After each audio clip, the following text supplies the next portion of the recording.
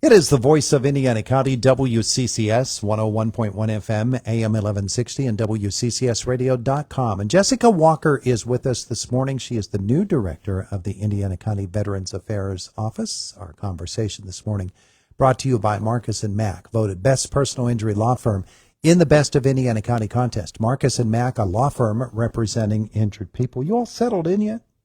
Good morning. Thanks for having me back. Yeah, I'm getting there. Yeah. It's quite the process, coming on board to be the VSO, Indiana County Veterans Affairs Director.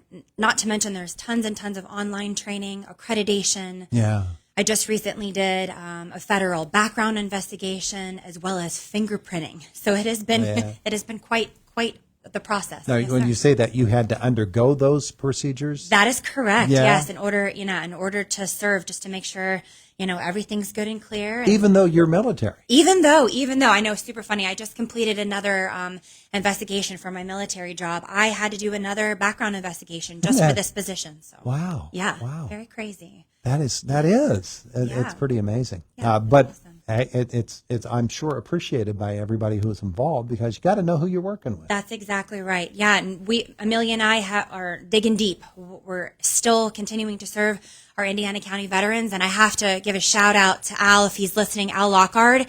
He's the outgoing director of Indiana County. He has been an amazing mentor through this process of us taking on these new roles, and he has been right by our side answering all of our questions.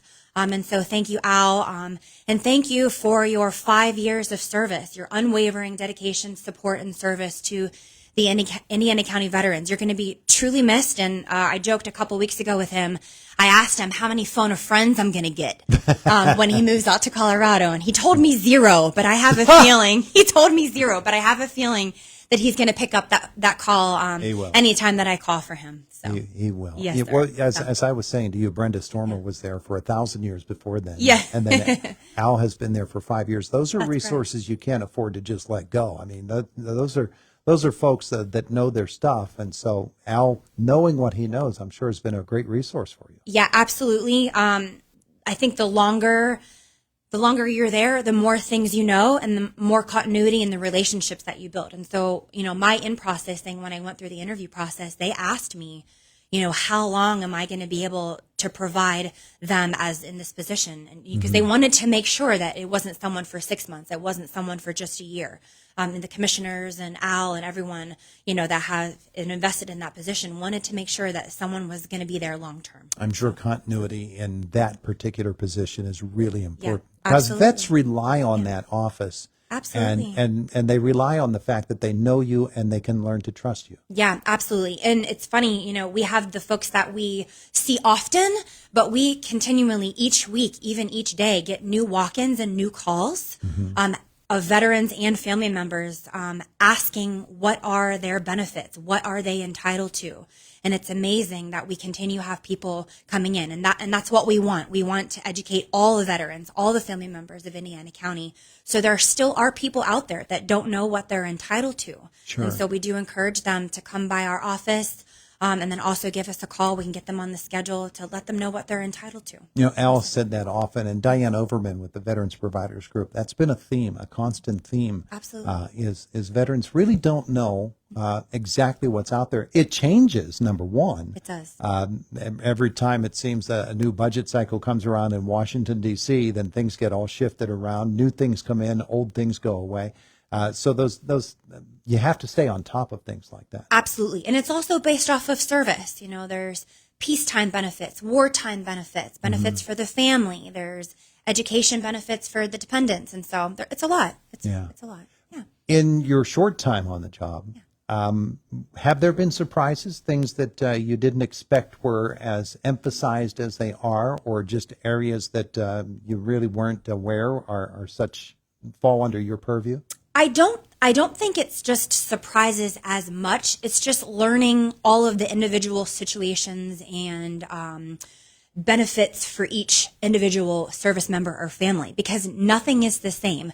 No case is the same. Yeah. The processes and the policies are the same, but each person's story, their time in service, their history, those sorts of things, it's all different, every single one. And I think that's what I appreciate about it the most. Just learning about all of the veterans and their stories and their background is pretty incredible. Yeah. Yeah. I would guess. absolutely. And the number of different agencies that you have as resources you can work with, national, state, and local agencies. It's really a big cooperative sort of a family network, isn't it? 100%. And we talked about this before, and I've talked about it before. The response time from a veteran or someone notifying that a veteran is in crisis or needs support from the time that they get that is incredibly short. And that's a testament to, those organizations who are dedicated to providing that support to those veterans. Jessica Yes, sir. Walker is our guest this morning, the new director of the Indiana County Veterans Affairs Office. So I'm sure that as you get further into this tenure and find ways that you want to do things, that there might be some differences in the way that you operate as opposed to somebody else might, and people will learn those, and you'll learn what works best for you as well. Yeah, absolutely. Do you have events planned already to help vets to understand what it is that you do and what your office does? Yeah, actually, this weekend we have 2 events sponsored by 2 local nonprofits in support of their efforts to support veterans. And so this Saturday, there's a benefit ride and roast that's sponsored by Operation Vet Now. They are a local 501c organization out of Monroeville. Their mission is to honor heroes that never made it home and also continue supporting those heroes that made it home. They strive to meet veterans' needs through endless opportunities and to support their overall wellness. They also specialize in supporting veterans and providing them resources through mental health issues. Their benefit ride and roast is this Saturday at the Homer City Nazarene Church. The ride starts at 10 a.m. The cost is $15 per person. Non-riders are welcome. The meal begins at 12:30. There's going to be door prizes and organizations there to provide resources. I'll also be there hosting a table and getting to know and talking to our veterans. And what's so special about this ride this weekend is that they're going to be honoring a fallen local hero, a Marine Corporal William Cannon, who was actually killed in Vietnam on March 20th, 1966. And so we'll be honoring him and his family. It'll be a great time. Come on out. Hope to see you there. Yeah. Also on Sunday, our local veterans parsonage over near the Freedom Church is hosting their annual car show. And so it's going to be a great time. It's going to be Sunday, July 21st from 2 to 6 p.m. located at the Freedom Church here in Indiana County. There's going to be dash plaques, live music, food trucks, 50-50, kids entertainment. All proceeds will benefit that shelter. So come on out and join us. I'll be there as well. Yeah. For those who don't know, Freedom Church is the former Indiana Church of the Brethren. It's right across the road from Rustic Lodge. Yes. So it's in that neighborhood next to the Indiana Mall. And that Veterans Parsonage is such a treasure, isn't it? It is. It is. I'm hoping to get a tour when I go on Sunday to see what it's about, meet some folks. Yeah, absolutely. So those are 2 events. Yeah, 2 events. And for folks that want to know what else is going on with the office and when other events come up, that's easy to do. I mean, you can find events listed in any number of different areas. Yeah, absolutely. And we're looking at options or ways to how to get events disseminated to everyone. And so we're looking at potentially, there's Facebook, which is, a crucial, resource to go for events. And so we're looking at potentially starting a Veterans Affairs Indiana County Facebook page that everyone can go to get events. There's also the Veterans Providers Group Facebook page that also displays and advertises local events as well. And then we're also looking at potentially doing a countywide veterans newsletter here starting potentially in the fall to help disseminate and get information to everyone. Yeah, and then the monthly spot here on Indiana in the Morning can help with those efforts as well to let folks know. Yeah, all right, so you're settling in and you're getting your rhythm there within the office. You've got a great support staff there, though, don't you? Outstanding. Yeah, we've got Marie Moskos. She's our part-time clerk, and then we've got the new secretary that replaced Linda Meckley. She's been fantastic, and we make a heck of a team. I'm excited. Yeah. Meanwhile, Al is on his way to Colorado. He's correct. actually in the office today. That is correct. Yeah, on his way to Colorado. He's excited. Yeah, Happy yeah. for them. I know he's in the office today because he walks by every morning, and on his way, he always stops and waves. Waves in. And it's good. We're going to miss him, Yeah, absolutely. but it's good to have you on board with Yeah, us. I appreciate it. We were saying at the beginning, I am so lucky and honored to have been chosen for this position. And I know Amelia feels the same.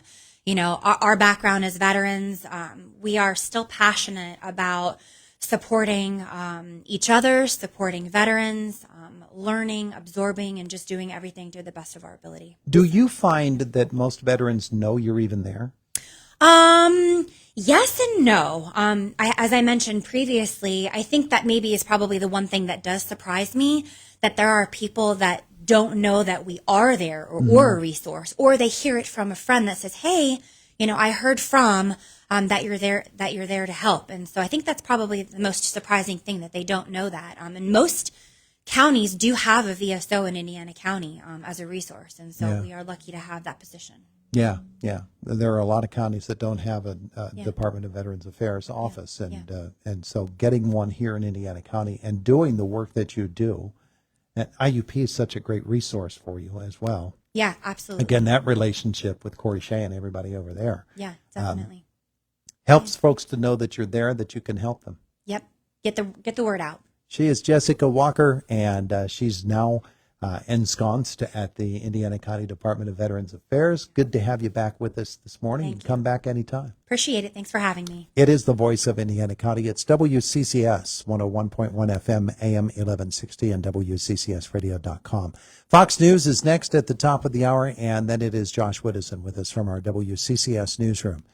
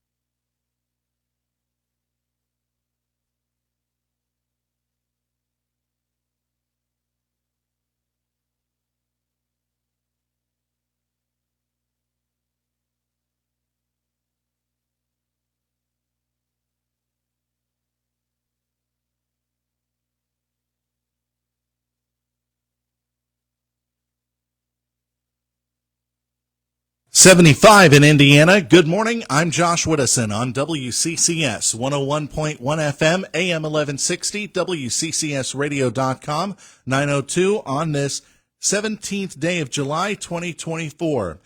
The State System Board of Governors has passed the 2024-25 tuition rates, and they will remain the same for the seventh straight year. That virtual meeting wrapping up about 10 minutes ago. The PASSHE Board of Governors was unable to vote on the tuition rates at their regularly scheduled meeting last week due to the fact that the state budget had not been passed, but the state budget was signed into law on Thursday by Governor Josh Shapiro. It included $620.7 million going towards the state system. That's a 6.5% increase over the previous budget.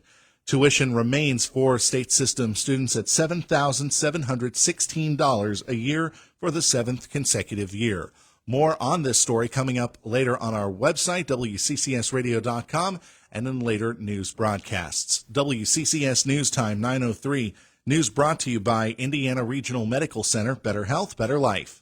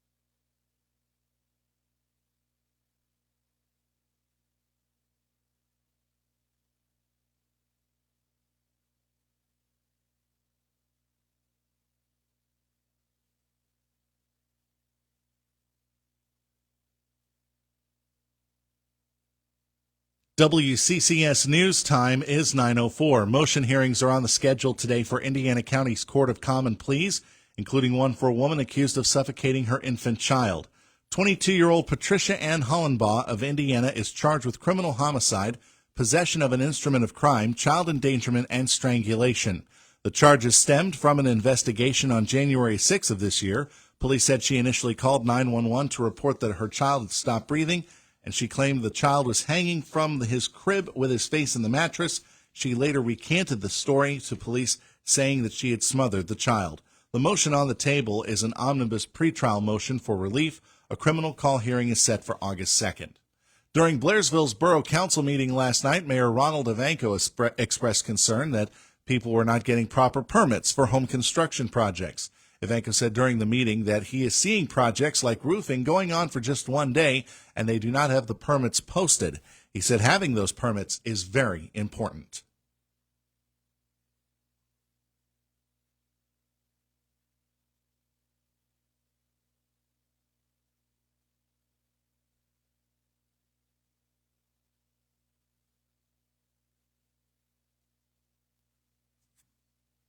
Ivanko added police and the code enforcement officer will be checking for those permits. Also last night, Borough Council approved consolidating 4 parcels. This will be for Shoemaker Funeral Home to construct a new crematorium. One of the founders of a long-standing fuel business in Indiana County has passed away. Jane Coleman of Brush Valley founded Accent Fuels with her husband in 1964. She worked there for almost 50 years before Accent's warehouse was destroyed in a fire in 2013. The business had been sold to their sons prior to the fire on West Indiana Street, and that business is still in operation today. She was also a great supporter of the Teddy Bear Fund Drive, including one year knitting a quilt that was sold as part of a fundraiser in 2008. Coleman passed away at the age of 86. WCCS 101.1 FM, AM 1160, WCCSradio.com. News time is approaching 9:07. AccuWeather forecast brought to you by the John A. Lefthall Funeral Home.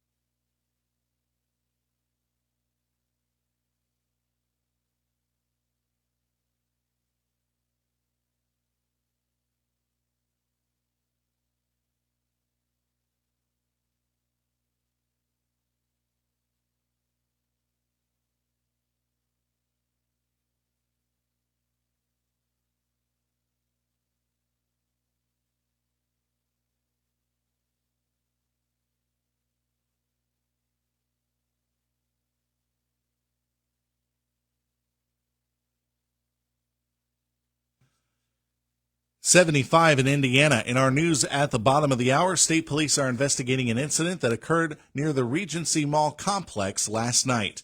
Take WCCS wherever you go by listening online using your mobile device or computer. Find the Listen Live link at WCCSradio.com. Brought to you by Indiana Regional Medical Center and Community Living and Learning. I'm Josh Widdison for WCCS. News time is 9:08. It's time for Sports in a Minute, brought to you by Indiana Regional Medical Center. Better health, better life. Here's Todd Marino. All right, Josh, the American League wins the All-Star game again. They've won 10 of the last 11, 5-3 in Arlington, Texas. Paul Skeens, pretty good in the first inning. He retired the side without a hit. He did walk a guy. Brian Reynolds, a single for the Pirates outfielder in the All-Star game. He also struck out on a foul tip to end the game against Cleveland's closer Emmanuel Clase. So the All-Star game is over, and back you go to the regular season. The Pirates will start it on Friday. 3 games against the Phillies starting Friday at PNC Park. Pirates took 9 college players and 1 high schooler in the final day of the MLB draft yesterday. Steelers, is Brandon Ayuk a possibility? Probably not. But there are reports from a number of different sources that Ayuk has officially asked the 49ers to trade him. He has previously said, wouldn't mind being a Steeler. Senior Legion names its all-section team. There are 3 from Homer City Post 493. Climbers 10U softball team falls to Nittany Valley by a score of 4-3. Sports in a Minute brought to you by IRMC, Better Health, Better Life. And it is the voice of Indiana County, WCCS 101.1 FM, AM 1160, and WCCSradio.com. You had a story on your news a couple of moments ago about Jane Coleman. Yeah. Jane was such a wonderful, I don't know how I would term it, correspondent. She was more than that to me and to all of us here at Renda Broadcasting, Renda Media, because she was someone who always was willing to contribute, to call, to let us know when something was up, especially in the Brush Valley area. She was such a concerned person for everyone around her, and always wanted to help others. And sometimes, when you are in touch with them so often, you begin to take them for granted. But when those emails that I would get so often from Jane, or phone calls that I would get just as often from Jane, when they stopped coming, sometimes you forget that you have such a good friend. Yeah. And Jane is going to be so badly missed by so many people, but just wanted to acknowledge the fact that she was so good to us here at Renda Media and to me personally. So I'm going to miss Jane Coleman. She's a good lady. A lot of people are going to miss her. As we mentioned, a longtime fixture with Accent Fuels, one of the co-founders of the business. Yeah. And just an incredibly generous person as well, not just with what you said, but with the Teddy Bear Fund Drive as well. Yeah. Gosh, those folks go away, and they're not replaceable. That's the thing. 11 minutes after 9 o'clock. Our sympathies to the Coleman family. Just a wonderful, wonderful lady. All right, it's Indiana in the Morning. It's WCCS 101.1 FM, AM 1160, and WCCSradio.com. It's an overcast morning today, and hopefully that will result in some showers. The forecast does call for some. And thunderstorms, which actually could be heavy this afternoon. We'll take our rain however we can get it. We certainly don't want anybody getting hurt, though. So just be aware that is a possibility, that you could run into a severe thunderstorm today. But for the most part this summer, it's just been a ton of sun. Yeah. And folks trying to beat the heat. It's not an easy thing to do. But one of the ways that folks love to do that is by eating ice cream. 72% of people in a new poll say that no summer meal is complete unless it has ice cream for dessert. We eat a lot of ice cream. Yeah, how much, I wonder? 71% of adults prefer ice cream made with simple natural ingredients, a preference that spans various demographics. Nostalgia also plays a significant role. 68% of adults feel nostalgic when they hear the familiar jingle of the ice cream truck, often prompting a trip to the grocery store to satisfy their cravings. For many Americans, ice cream remains the quintessential part of summer dining. 72% say no summer meal is complete unless you got a scoop of ice cream for dessert. Convenience, affordability of purchasing ice cream at the grocery store is a really big thing for folks. Environmental considerations increasingly influencing consumer choices. 56% of us are willing to pay more if our ice cream is packaged in eco-friendly materials. So we're concerned about that as well. My eco-friendly material would be a cone. Easily Yeah. dealt with. So what are we putting in our ice cream cone? So let me see. I'm going to say chocolate, straight up chocolate. We're going with our favorites. Vanilla is number 1. Oh, Chocolate is number 2. okay. Strawberry is number 3. So your basic Neapolitan preference choice there. 70% of adults also enjoy experimenting with new and unconventional flavors. So aside from the basics, is there one that's a go-to for you? Well, we have just, because of our trip that we took to Michigan, we found an ice cream company that distributes here in one of the big box stores here. They make Mackinac City fudge, and it is 10 times better than any fudge ripple that I've ever had. Oh, yeah. So there you go. That's about as far as experimental as I get. Yeah. Yeah, well, it's kind of hard to beat, isn't it? My Yeah. goodness. I love Moose Tracks with chocolate ice cream. Yeah. Got to be the chocolate ice cream. Got to not be the vanilla chocolate ice cream variety. Okay. Yeah. My I love Tin Roof Sundae. That's another great one. my hun likes mint chocolate chip. And let's see, I've actually had lemon, I think they called it lemon pound cake ice cream one time. Oh, yeah? Yeah, it had little pieces of pound cake in it, and it was lemon flavored ice cream. It wasn't sorbet. It was ice cream, but it was pretty good. Yeah. Yeah. Yeah. It's got to have chocolate in it for me. Ah, okay. And you would have liked this fudge ripple that I got. yeah, it's good stuff. Good stuff. All right. We all love our ice cream, and why not? It's Indiana in the morning. It's WCCS 101.1 FM, AM 1160, and WCCSradio.com. It's 9:15. Good morning to you, and thanks so much for being with us here today on this Wednesday morning. Let me see. Just getting something in from IUP. Comments about the Board of Governors tuition freeze vote that was held today. IUP President Dr. Michael Driscoll says the action today by the Board of Governors sends an important message that keeping quality public higher education accessible to all is a priority. If you're not aware of it, Josh just had it on the news. The meeting today, the virtual meeting of the Board of Governors of the state system of higher education, they approved a tuition freeze once more. Dr. Driscoll says it also reinforces IUP's own commitment to recognizing and taking action to address the financial challenges faced by our students and families. So we'll make that a part of the story. The tuition freeze is in effect for the 7th year. So for the basic educational credit at IUP, the tuition freeze is on again. It's good news. 16 minutes after 9 o'clock. It's Indiana in the morning. It's WCCS 101.1 FM, AM 1160, and WCCSradio.com.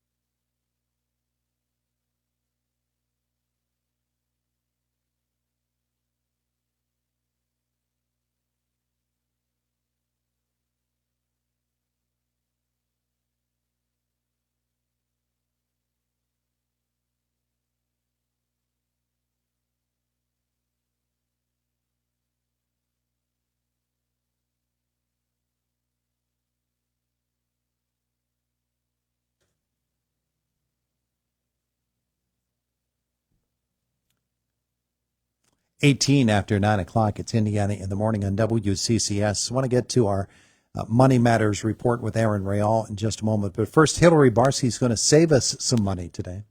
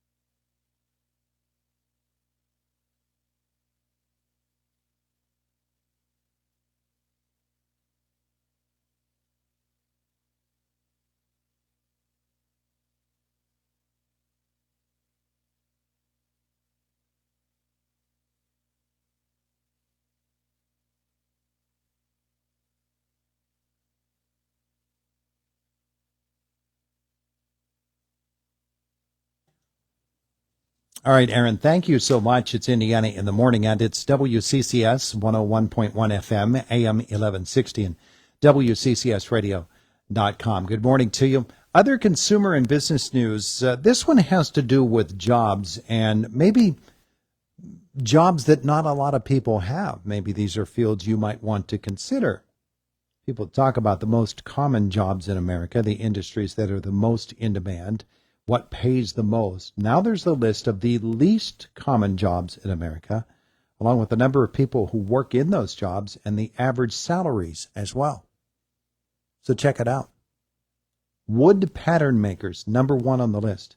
There are only 260 of them in America. Wood pattern makers make about $52,330,000 a year. $52,330.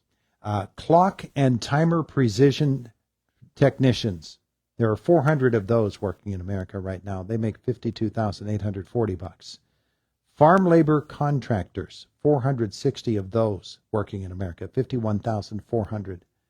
Furnace and kiln repair technicians, only 540 working in the entire United States, $49,900.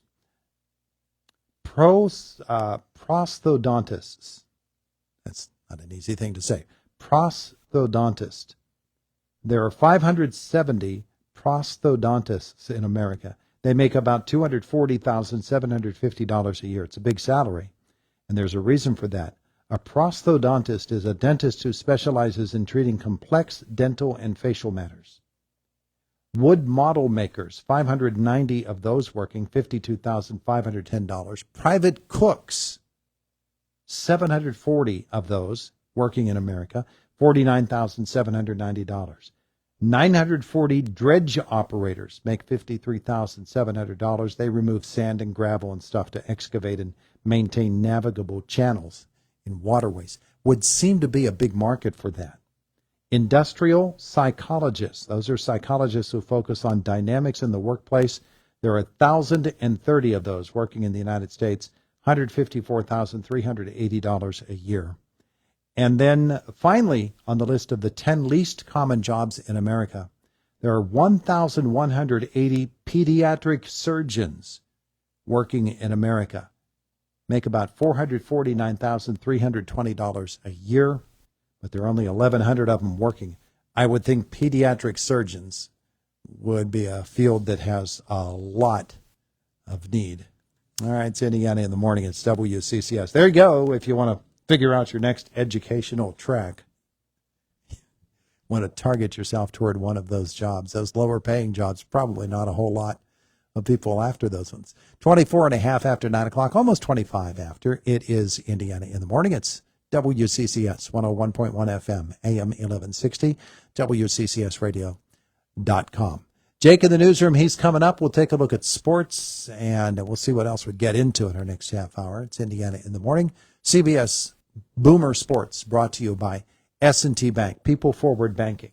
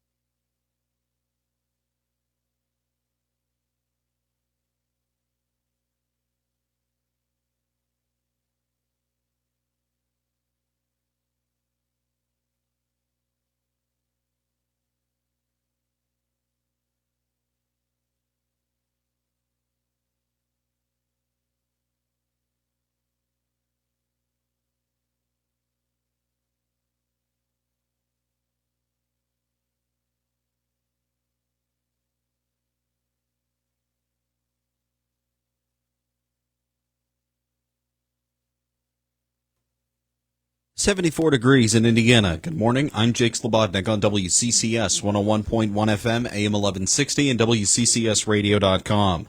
9:30 on the 17th day of July, 2024. PennDOT has announced the new timeline for a bridge resurfacing project in Grant Township. The project on Christine L. Mays Bridge will now take place this Friday, July 19th, through Sunday, July 21st. The work is weather dependent and will require the closure of the bridge for the time being. Drivers heading north are asked to take Route 1038 to Smithport, then turn right onto Route 1033 at Logan and Gypsy Road. After that, turn onto Lower Wilgus, and then turn right onto Route 1034 towards Rochester Mills. The $493,561 project is expected to wrap up in September and will be done by Ram Construction Services out of Michigan. Earlier today, the State System of Higher Education Board of Governors approved holding the line on tuition rates for in-state undergraduate students for the 7th consecutive year. The rate remains at $7,716 per year, which was possible due to a 6.5% increase in the state's contribution to the system in the 2024-25 budget approved last Thursday.